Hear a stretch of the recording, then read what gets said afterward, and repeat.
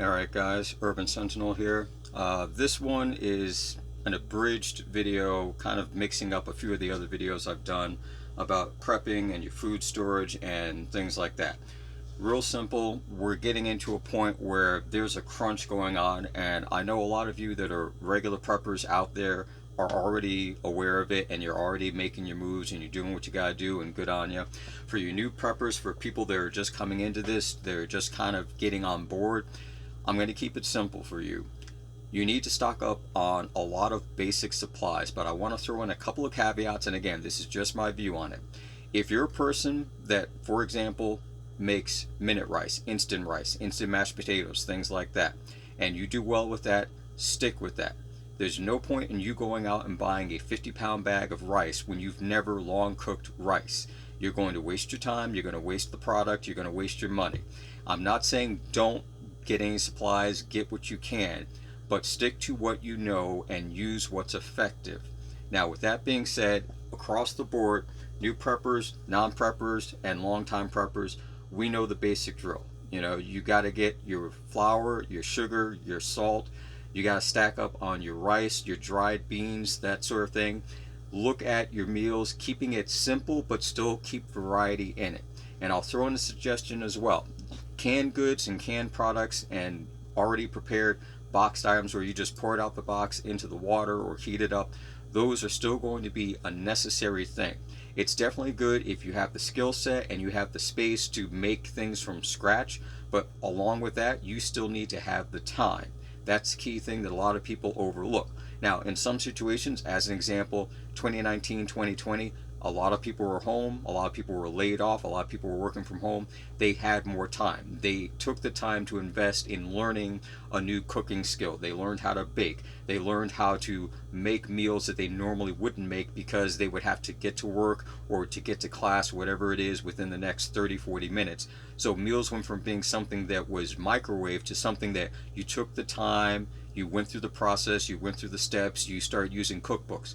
Those skills are still needed and still well used.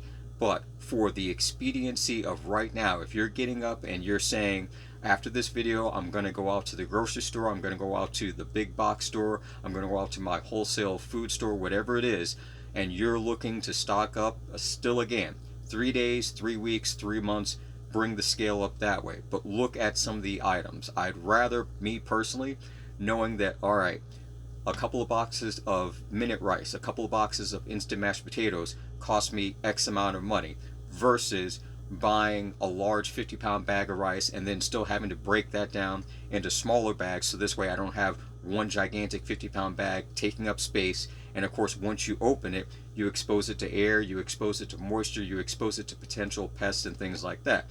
One less headache that you need are your preps going bad, which goes back to storage and containment.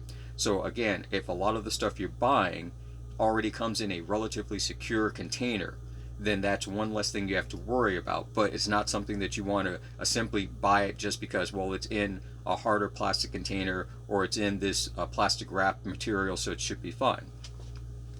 Getting other items, honey as an example, looking at that. If you are a person that eats eggs, look at the powdered eggs. They're not the greatest. I've tried a couple of different kinds. They're not the greatest. But again, once you have no power and your refrigeration is gone, having 3 dozen eggs in your refrigerator by day 5 is not going to be a fun thing. So looking at alternatives and substitutes for certain things, that's an idea. And I'll still push this. It may be harder to find. You may have to do a little research. But freeze-dried, dehydrated, and meals ready to eat, MREs, look at getting some of those, because for what they cost for an emergency and even for a short stopgap period, that can be beneficial, because the amount of actual food volume in a freeze-dried food tub or a dehydrated food tub or a case of MREs, for the amount of food that you get, the number of meals that you can get out of it, whether you're one person or 4 people, takes up significantly less space, as it were, than having to buy all of the basic ingredients and some of the pre-made stuff to do the same. So for example, the stuff behind me, there's meals here for my entire family for several weeks, hands down, no problem. not even have to worry about going for the freeze-dried food until much later. But if you don't have the space, and in some cases if you don't have the money, because $100 going towards basic goods, getting canned goods, things like that, you can get a decent amount, but then you'll find that you're really getting picky and choosy about what you get because your money's getting less and less.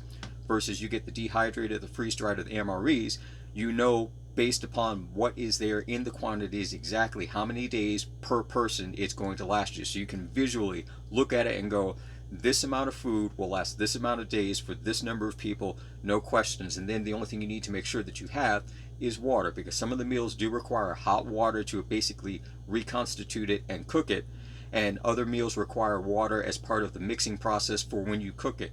And the other advantages with a lot of those meals, they're good as a filler to add in as a booster to other foods. So if you have some other basic foods there and you want to make a larger meal, especially if it's a meal that you plan on using over the next 1 or 2 days to stretch it out a little bit, that can be a benefit as well.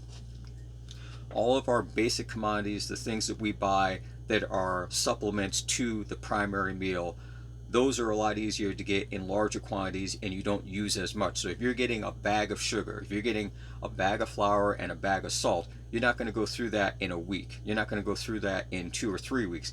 Unless you're making bread and biscuits and muffins and all that sort of stuff every single day by the dozens, that's going to last you a while. So you don't need to stack up 20 pounds of flour, 50 pounds of sugar, 50 pounds of salt. What you need to do is get 1 or 2 bags, make sure that they stay dry and they stay free from pests and vermin and that sort of thing, and you're good to go. And then focus on the other things that you'll need for actual food and sustenance. What can you cook straight out of the container? What requires a longer prep time? What requires other ingredients, and do you have those? So it's really just making a list of certain items that you'll need to get. But once you get those items, a lot of those are long-term use because you're using them in small measured amounts. So anyway, that's it for now. Like and subscribe if you haven't already. And I'm saying this on all of these videos. I want you to share it with at least 2 people. One person that you like, because that's a nice thing to do, and one person that gets under your skin because that's just funny. Anyway, I'll take it easy.